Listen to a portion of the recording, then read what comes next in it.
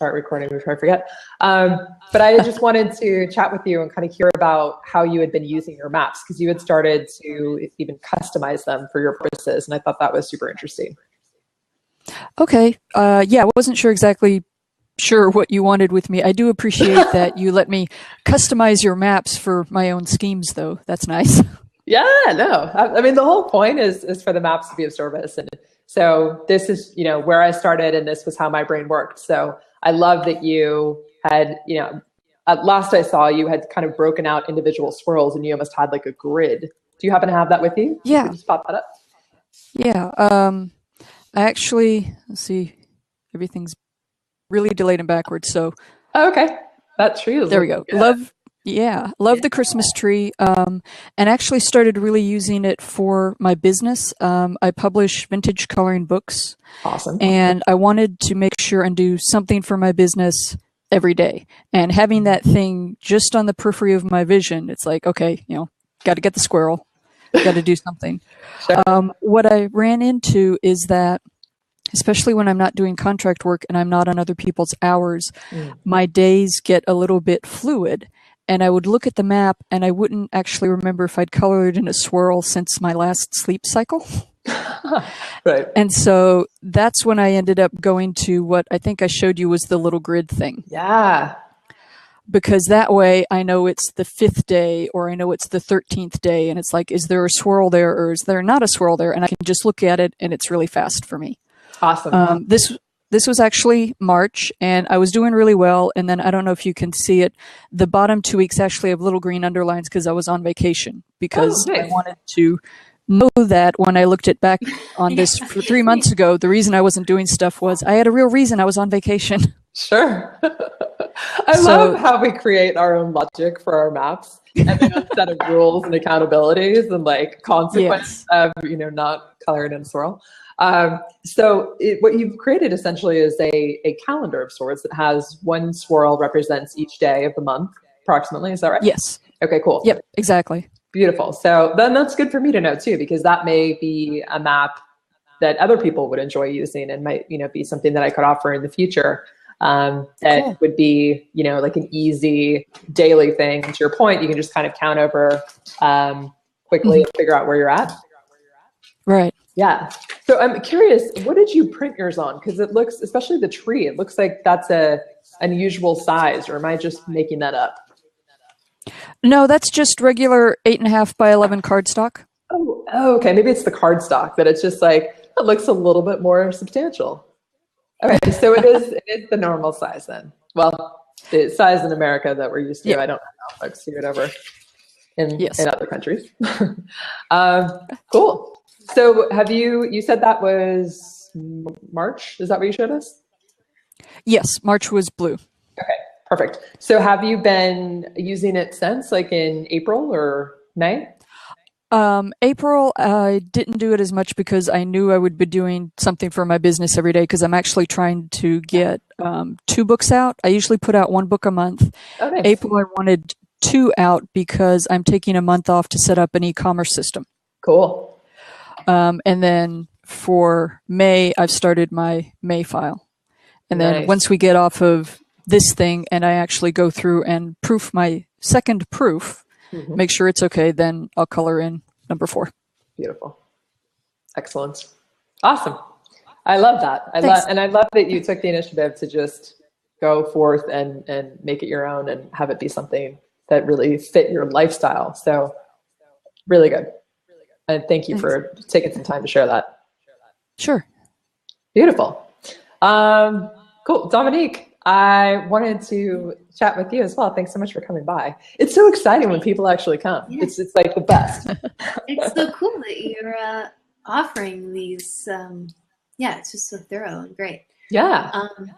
I guess my initial, when I first heard about this idea, what you do, the maps, I instantly was just so inspired to just check out what it is and see what you've done, what other people are doing. And then my initial way of adapting it for my life was to just start drawing little shapes and make a photo that, or make a like a coloring book sort of look to like an illustration that I could fill in that would be a finished product that was relevant to my project. Awesome. So, because I feel like that would kind of give me more incentive. Not that, I mean, I love your swirls. I love the whole idea, but I think I got stuck because I was like, not sure how to map out the process and what constitutes a swirl being, like worthy of being filled in. Yeah. I guess that's all for you to determine. You can go by day. So I just wanted to get more information from you. Like, what was your idea for it in the beginning, and where have you, arrived now? Yeah. No, it's such a good question. And I think I love that you actually drew something for yourself too, the illustration, and kind of looked at your own goal visually. Because that's certainly, that's what I would do. It's like, it's funny because I almost didn't. That's what you did. Yeah. I know. I almost didn't. Create a canvas you would like to have. Right. And it's funny because I almost business. People were encouraging me like, oh, you need to like create these so other people can use them. I'm like, you just get a Sharpie. Like, who's gonna buy these? No, but I'm so glad you did, because it's so easy to print out. Like, you can print it on any surface you want. Yes, totally. And I think what has become clear to me in this last year is that it's one thing to just have a map and have the top level idea. But I think what's really fascinating for me, and what I feel like is ultimately most impactful for those using the maps, is to get into, not only when things are going well and you're coloring in and celebrating tiny victories, because it's awesome and it feels really good, but when something happens to knock you off track, or when you start to like use the map against yourself, that's when it gets really interesting. And I feel like there's an opportunity to shift perspective and how we treat ourselves and moving forward. So to your point, it's absolutely up to you as far as what you decide swirls will be. And like Heidi was mentioning, she has a certain sense or criteria of what is swirl worthy. And that in and of itself is fascinating to me, because it's like, how hard do you have to work for a swirl? Well, and that's a personal decision. Okay. So far I have one for my days that I manage to not have a lot of sugar. Okay. So for that way, the Heidi's theory of just the linear, like seeing, okay, that week was better, that was really bad, and keeping it like chronological. I like that for that. But then there's the long-term goal with a project that's really important to me, that I would love to have a colored in image, like a canvas, at the end product. But if there were days that I missed, it's going to be half empty. It's not going to be fully colored in. Yeah. So the chronological thing doesn't really work for most things. So tell me more about your project, and then I can probably better answer your question. Oh yeah, that's a good point. Well, this will be applied to most projects. I have different things all the time. There's editing for film. There's my personal film project. There's my music projects for other people. There's my music project for myself. There's just everyday practice of music, and everyday just kind of trying to keep, there's the food thing with the sugar. There's, so I guess just like how to map it out. Do you sit down and go, this is my end goal, this is my date, and then working up to that date and like categorizing that way? Or I don't know, I'm just curious to see what you thought about how you prepare yourself for a certain map. Sure. So if I'm hearing you correctly, is one of the projects is your film that you're creating, correct? Yep, and there's so many layers to that. Like, right. I could have 5 maps for it, Right, exactly. And I imagine that there's just things too that you can't foresee now that'll just come part of it, and Right. So one way to do it might be, and actually let me hold on for a second. What, if anything, is challenging for you as far as moving that project forward or completing it? Just sitting down and doing a little bit of every day, because I know that I push things off, and then when I have a week left before my deadline, I just slave away through the night, and I kill myself doing it for a week. So just be healthier, just to be like, okay, I did a little bit every day, and like sitting down and stopping that. And a lot of, like I mentioned before, that like setting an alarm on my phone helps. That's a thing where when I can check that off my phone and go completed, like, thank you for the reminder, I did it. That's so rewarding for me. So to be able to like color it in and have a whole image finished by, I don't know, the end of the week, maybe if I did a weekly one, or if I did a monthly one, or if I set it up in increments where I got, you know, I kind of wanted to avoid having like 15 maps on my wall for this one. Totally. I know, because I kind of do. It's like overwhelming. Yeah, so I guess in that instance, I mean, what I'm thinking of when I think of you creating a film, I mean, that's a big deal. That's something that is very personal. And so my inclination would be to go for a map that feels special to you, which may or may not be a download. It could be a fancy print, it could be a canvas. For me personally, with something that's a more like, I'm gonna say a higher end goal, but something that's really, really important to me. I love to go canvas or a fancy print, but just have that be something that truly feels like artwork and is really there in your space all the time. It's a partner to it. Yeah. Yeah. It's like symbolic, you know, it's meaningful. It's valuable to you. Right. So what, if your goal is to do a little something each day, I think the 365 calendar actually would be a good fit for that. It's the way I use mine for meditation, for example. And it's interesting because the first year that I did it, I chose to have blank swirls when I didn't meditate that day. And the bigger win for me was forgiving myself for having blank swirls and like not making it mean that I was failing or that there was like something wrong. So you can be tracking the days when you make a conscious decision to sit down and work on your project. It's totally up to you, as if you want to like make that more detailed, if that's of service to you. I don't recommend making things detailed for the sake of making details, but what I mean by that is that you could have certain colors that represent different types of things that you do on the project. Like maybe, you know, one color for writing, one color for editing, you know, whatever. If that helps you. If you were to see how you're spending your time. Less than 365 days, if I have 177 days to my deadline date. And so it's just like committing to that number of days starting today makes me push off like making a map at all, downloading a specific type of map. So what would you do with that? Would I just like get the 365 and like just, I don't know, cut off part of it, or I don't know, like black out the number of days I don't need and then color in the rest, or you know.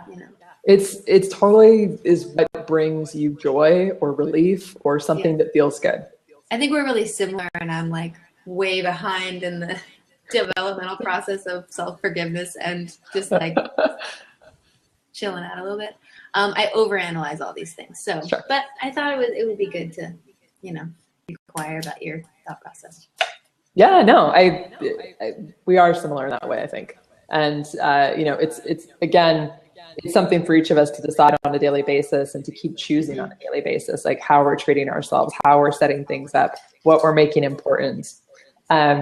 So one thing that you could do in terms of like tracking the project, and whether you do that on the 365 or you could maybe do one of the abstract ones that has, you know, fewer swirls or whatever, that feels like it's right for your project and that it's definitely happening on that day. And that if it were to not happen on that day, you would be able to forgive yourself as well, or like be okay with it. Those are other considerations. The whole point is not mapping perfectly. It's using it as a tool to really move you forward, right? So that would be my encouragement too, is just find out what would be good enough and that is inspiring to you, so that you have one metric for that larger map, right? That's just your goal is to put attention to it each day. And then I would suggest using the 10 swirl hearts as a supplemental one, kind of like as a to-do list where you just write in the swirls what the actual activities are. Yeah. Yeah. So I use the 10 swirls all the time. And, well, actually I use a number of the swirls all the time, but I just use them as like to-do lists for like whatever it is that I'm doing. So this is self-care, love affair. And you can see the pens bleed through. That was a win for me to be okay with that.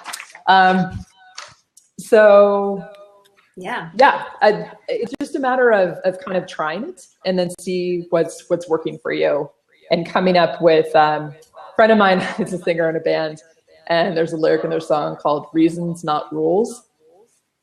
And that's kind of what it reminds me of, that we create our own meaning, and whatever that is for you, it's probably going to take some trying and experimenting and seeing what works, and that may even evolve and change, and that's totally fine. That's great. But it's experimenting.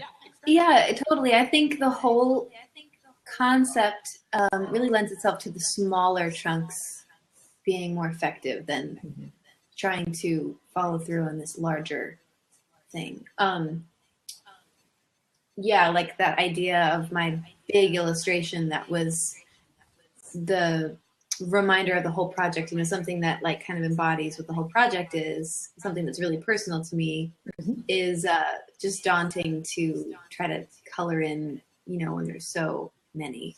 It's like 200 like spaces on it. I don't even know how to like get through the next week of stuff, So I think the 10 swirl will be good for just categories. Conquer 10 things in that category, get that one done, and move, it just helps you move forward like little by little. I think that's what's so great about this, is like the tiny steps. Yes. Baby steps. Yes. And it's like anything that we're learning, we need to start where we're at and then just do next right step and what we can do. So I used to teach swimming, coach water polo, and there's a lot that's involved with that. It takes a lot of technique. It takes years to really become competent. So it's a matter of identifying where you're at and then going, okay, if you don't know how to put your face in the water, we're not going to attempt freestyle. We got to start, by getting comfortable putting your face in the water. So it's like just identifying where you're at right now and starting from there and just practicing. And when you are able to identify your next right step, which is the one that you can do, and that you can do it because you actually do it. If it's something that gets pushed off and delayed, it's too big a step. Okay, so you're just practicing identifying next right steps and doing that. It's like a skill, right? It's like when you're learning to cook and you're practicing knife work or whatever, it's a skill that you can then apply to whatever it is that you're mapping. Yeah. So the 10 swirl heart is really great for practicing that and, tracking whatever those things are that are moving you towards your project and noticing, are you moving in the direction you want to go? Do you feel like you're creating some momentum? Does it feel empowering to you? Are you proud of yourself? That's kind of the gauge when you know that it's working. Yeah. Yeah. So helpful. Awesome. It's great. Any other questions that you had? Probably. Heidi, do you have any? Just listening to you, I found I'm using maps a lot for tracking things kind of long term and after the fact. Like I've got one of the 360s and actually started it in November. And I color in a swirl for every day that I have a book sale. Nice. So ultimately the goal is, all the swirls in 1 month to be colored in. Yeah. But I think it's kind of an after the fact thing compared to what I hear Dominque working on, which is more a motivation going forward. And I was just curious, Amy, is there a percentage of the people you work with that do it kind of after the fact versus moving forward? Have you seen stuff like that? Yeah, I would say that the majority of folks that I talk to and that I'm coaching are mapping things that are to come or aspirations. I'm a big fan too of mapping what you've already done and celebrating those things as well. I'm a huge fan of that. Any celebration of yourself, I'm down with. Like whatever has you being kinder to yourself, more loving, recognizing victory in your life, acknowledging that, it's all good. So I love that you're using it in that way. And, I think it offers a different perspective that's inspiring to other people. Yes. Yay. Great. That would be so great to look back on. Have those all lined up. And yeah. So far, it's really helpful because December, because I'll also write the monetary value at the top. So there's also kind of a contrast there. How many days were there sales versus how much money was brought in? Sure. And the fact that this April, I actually made monetarily as much as December.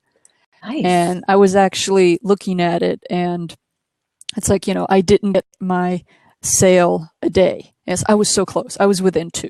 No, and that's like, really close. Yeah, it's like, okay, so, 2 little swirls sitting there looking at me. And my boyfriend comes and looks at it, and I explain to him what I'm doing, and he goes, so you do realize that the height of Christmas last year, this month you just had April, you did as well as that. So come next Christmas, you're going to do even better. And I go, well, that's a good way to look at it. Right. So, show me your map and other people see the progress while you may only see the deficiencies. So that was kind of cool. I love that. Yes. It's so important. Well, because and sometimes too, I think our clever brain gets very attached to the metrics. And so it's like, the best any of us can do is just make an educated guess as to what the future holds and what might work and what might get us to where we want to go. And then life happens. And vast majority of the time, it does not look the way we thought it would look. So, right. So the fact that, that the map can contribute to your momentum, to your awareness, to your feeling accomplished and confident in yourself, all beautiful, all really good stuff. And that may or may not mean that you have a swirl colored in every day. Right. Can I make a suggestion about that? Sure. Yeah, please.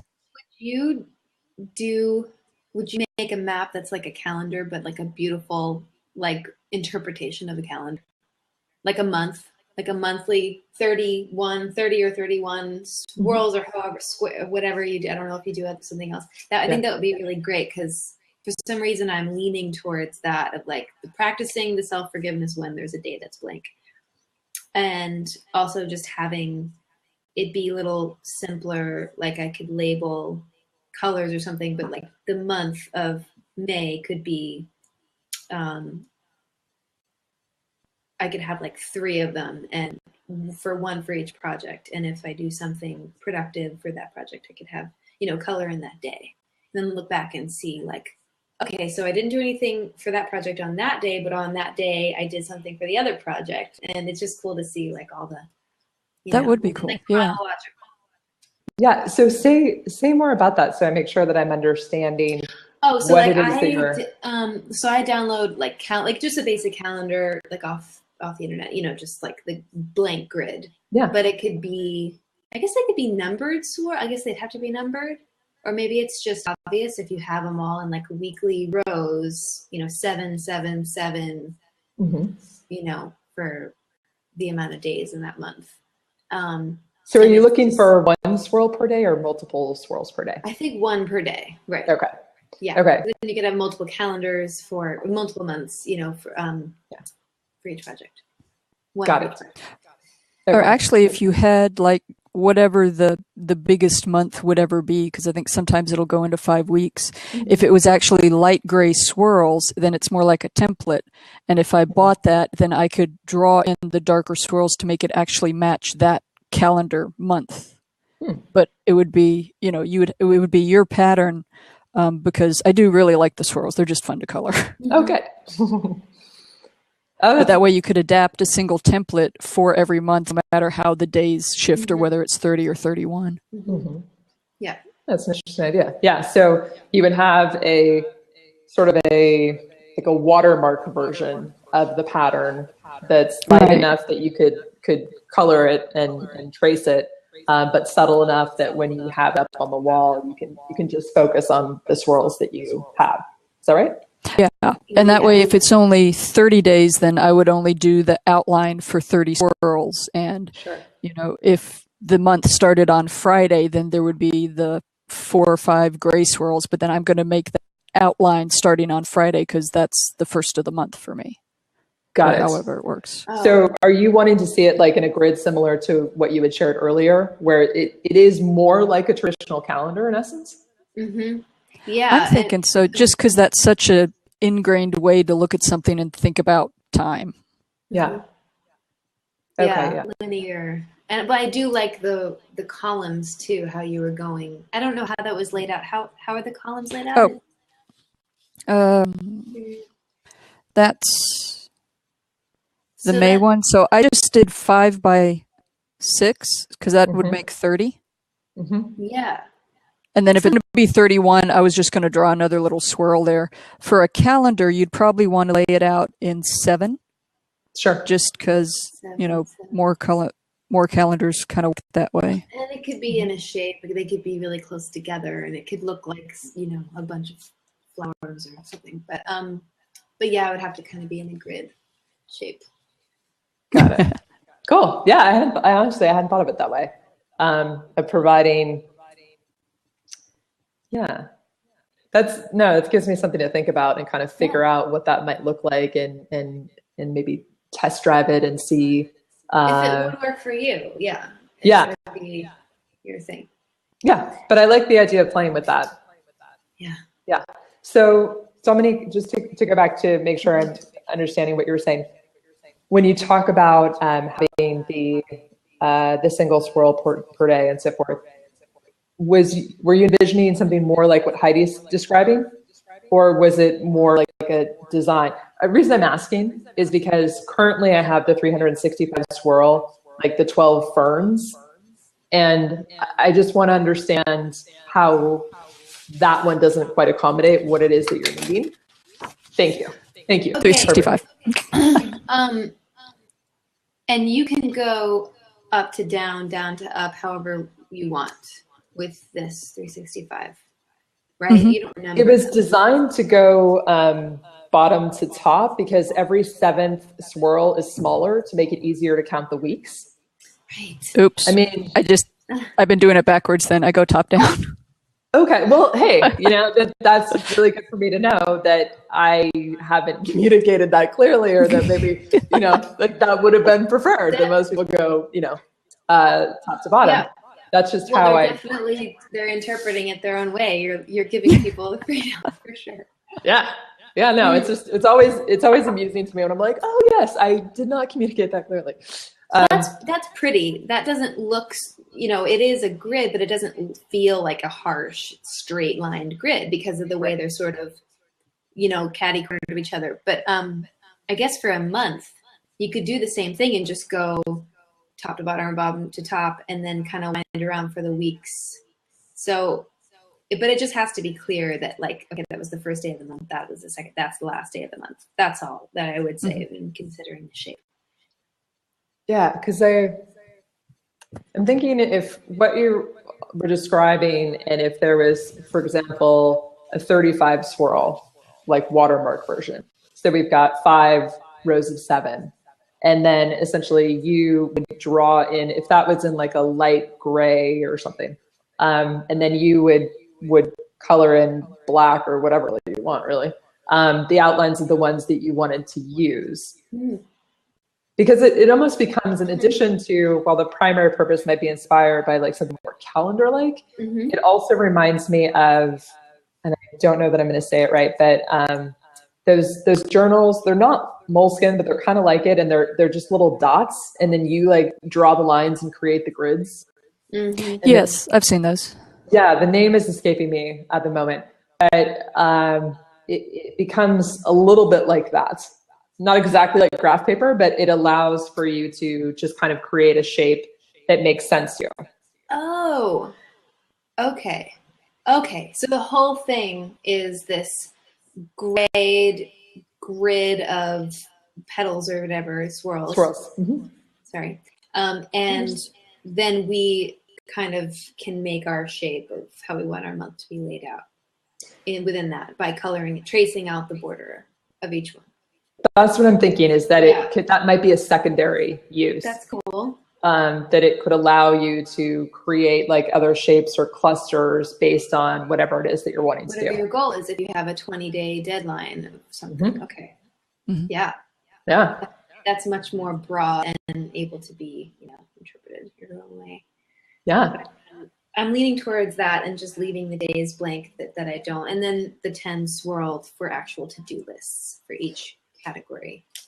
Yes, exactly. I prefer the downloads for to-do list type things that are really like utilitarian and that are very consistent with whatever it is that I'm doing. I most often use the 10 swirl heart, but it's just like the self-care love affair. I did a 100 swirl one, and there's actually numbers. I don't know. Oh, you're doing numbers. Yeah. Oh, okay. You went and penciled.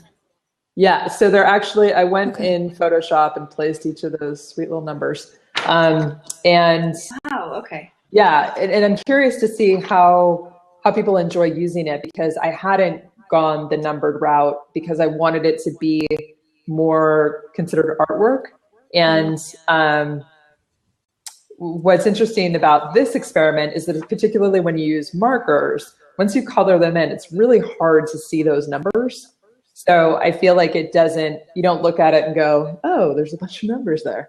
Yeah. So yeah, that's kind of the latest. You really are, the idea is to really be daily with that. So chances are everybody involved is really coloring each one in on the number day. That is the intention. That's the hope. Yeah. And I decided to put the numbers in because life is not perfect and things happen all the time. And so it's almost like, I don't know, not advent calendar style, but in other words, you can color in the ones based on the numbers that you did on that day. And if you miss a day or whatever, want to come back to it, then you can just color it in. So it's like, I don't know. It's not like bingo, but you know what I mean? Like it's wait, question about this too. The what's allowed question. What am I allowed to give myself? If I do 2 things in one day, good for myself, because I missed last Thursday because I didn't think about myself at all. Does that count? I mean, can I do color in 2 in one day? Yeah. So that's I do a whole bunch of stuff every day because it's just become my life. But what's great is that you could color in multiple swirls per day. At this stage, because I just launched it last week, the entire set of 100 things is not out in the world yet. So at some point it will be, and we're going one day at a time where you can look back and go, oh, okay, I missed 2 or 3 of those, but I'm gonna take Saturday, for example, where I have more time. Do that specific. And I'm gonna do the 3 of them, because really the whole point of the self-care love affair is to help people try different ways and different things that they can do and figure out what resonates and what feels really good. Yeah. Yeah. So you get to experience it and then take note and go, oh, okay, these things really work for me. This one's like, whatever, not a big deal. It's totally fine. That one, Yeah. So it's designed for 1 per day, but it's also designed to with reality in mind. It's not going to be like a perfect thing. More. Yeah. Yeah. I will need to be perfect because I'm hosting it, but that was another benefit for me creating the course. That's hypocritical. Well, here's the thing though, there'd have to be a really good reason for me not to, because my personality is such that I am what Gretchen Rubin calls an obliger. She has a wonderful book called Better Than Before, and she talks about different types of folks. And I am absolutely an obliger, where if I keep, in other words, if I make a commitment to somebody else, I will absolutely keep that commitment and move mountains to keep that commitment. Yep. If it's like me scheduling something on my own calendar, oh, you could blow that off. Totally. So this is the obliger perspective. Finally have met my spirit sister. Totally, we're of the same tribe. You meet people and they're like, oh, I'm so type A and perfectionist, and then or they're like, I'm just always like just going, doing everything for everybody else, but then like they'll cancel on you like the day of, and you're like, I would never do that to you, ever. I would never even dream of not like bending over backwards to be there. But for myself, I wish I could just make that as much of a rule as it is for other people. Yes, that's where I'm challenging myself. And one of the personal reasons why I wanted to do Self-Care Love Affair was to challenge myself to do something that frankly scares me. The whole idea of doing something for 100 days scares me, which is why I'm doing it. And I knew that if I commit to you all that I'm going to be posting something each day, then I'm going to keep that commitment. So it's like, it's for me figuring out how I work and my nature and working with that. How do you schedule it? Do you make a time, or do you just kind of your internal clock is like, okay, I'm going to do that thing tonight? Or do you have a reminder on your phone, or like, how do you remember to do the thing for the day? Yeah, so I do have it blocked out in my calendar. Sometimes that sticks, sometimes it doesn't.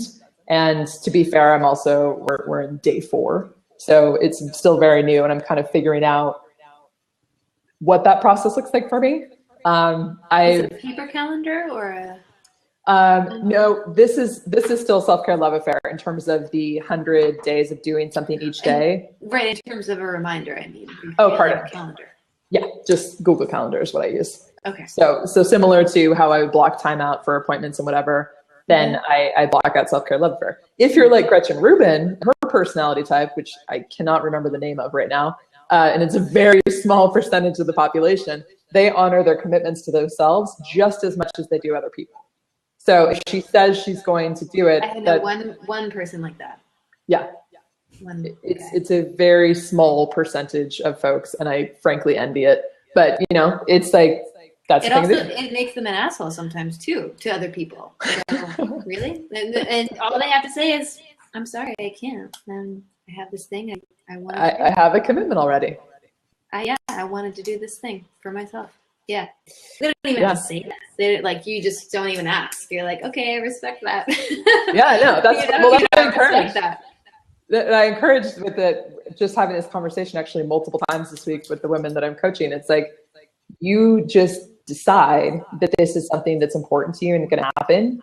And you're the one that needs to ground yourself in that and say, I'm unavailable at this time. I already have a prior commitment. Mm-hmm. You don't need to get into detail. You don't need to explain yourself. It's very rarely asked of you when you just, when you're clear about that and you can defend yourself with it. When you're doubtful, who do you think you are? Right. Blocking out this time, when you actually can give yourself a good answer of, because then I think, that just is exuded and, people read that from you, but it's valuable and don't question that. Yeah. People respect that. It's worked this week ever since our talk last week or the class last week. Yeah, it's been a week. A lot better about just setting my to-do list as much as my partner's list I want to do for the house and for him and for us. My own personal list it takes precedence sometimes, and he doesn't ever question that. He's like, cool, it's just another thing that you need to do. It's great. So that's been cool. Oh, good. Yeah. It's I get so fired up about it because it is life changing to start to practice it and prioritize it, and you just get better and better as you go. And it's just, I don't know, a powerful woman is a beautiful thing, and every woman is powerful. Some just don't know it. And I discover for myself on an ongoing basis my own sense of that. And the more that I do it, the more that I share it, the more women that I meet, it's amazing and so inspiring and exciting for me to see someone make that shift and say, this is what I'm going to do. This is what I'm available for. And let me know what works for you, because I decided what worked for me. Mm-hmm. Yeah. I love it. Me too. Thanks so much. I feel like I have a lot to get me started on these multiple things. Awesome. Hey, well, thank you so much for both coming. It's so funny because I just sent out an email to the tribe saying I don't know that I'm going to keep doing progress parties. But it's like, this was exactly what I had envisioned and hoped to be able to do on a weekly basis, is to have these conversations, be available to you for questions, and, as stuff comes up. So, and we can give you our feedback about us using it, and you can then, like the whole monthly idea, if we can give you some ideas for your side, that's great too. Absolutely, because then I get to serve you even better. And it's just, that's wins all around. So I also may be considering taking this format and maybe using Crowdcast and something that's just a little bit more reliable, or perhaps more private, because privacy may be an issue. And that was one of the things, like, maybe people don't want to come and talk about it because this is public, and that's, doesn't feel safe enough or something. Yeah. Yeah. So anyhow. Well, we need to remember you're not a therapist either. So, but you've got that covered with your boundaries. Like, I'm not here to talk about your scheduling problems. Well, it's where I like to play is kind of sharing my experience with you in terms of, again, how I treat myself and how I go about doing things. And just recognizing when fear comes in, and what I call the clever part of our brain. It's amazing how much that impacts our life, and how much that just colors our day-to-day decisions. And so when we start learning how to recognize it and choosing from love, and choosing from, I want to do this, I will do this, instead of I have to do this, I need to do this, I should do this, or whatever, it's a totally different thing. Mm-hmm. Yeah. So. And I would say, I don't know if you've ever experienced anxiety yourself, actual panic anxiety, like the intense pain, the medicated kind. I think people will they'll directly see a difference in it affecting that. I mean, I have personally, when I allow myself to go, it's okay, that's fine. You can do this. You can have this time. It's cut back on that.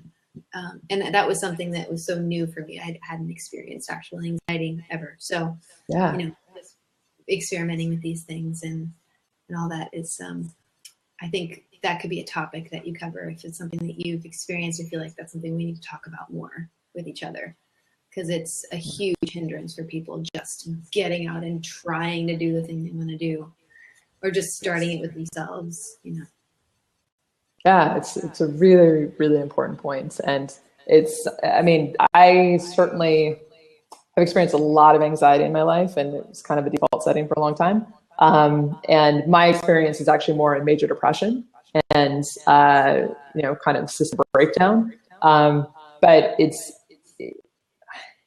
it all comes back to the way that we treat ourselves. And that was something that took me years and years, and 4 major depressive episodes, and getting out of the hospital, like really not knowing how to care for myself. And so I really had to learn and kind of start from scratch. And so I think that whatever challenges we're trying to find our way through, it always comes back to how we're the choices that we're making, and kind of managing the messaging in our own head. And it all comes back to a more powerful place of and love, and in our creativity and courage and vulnerability, and like all the good stuff. So yeah, it's directly affected.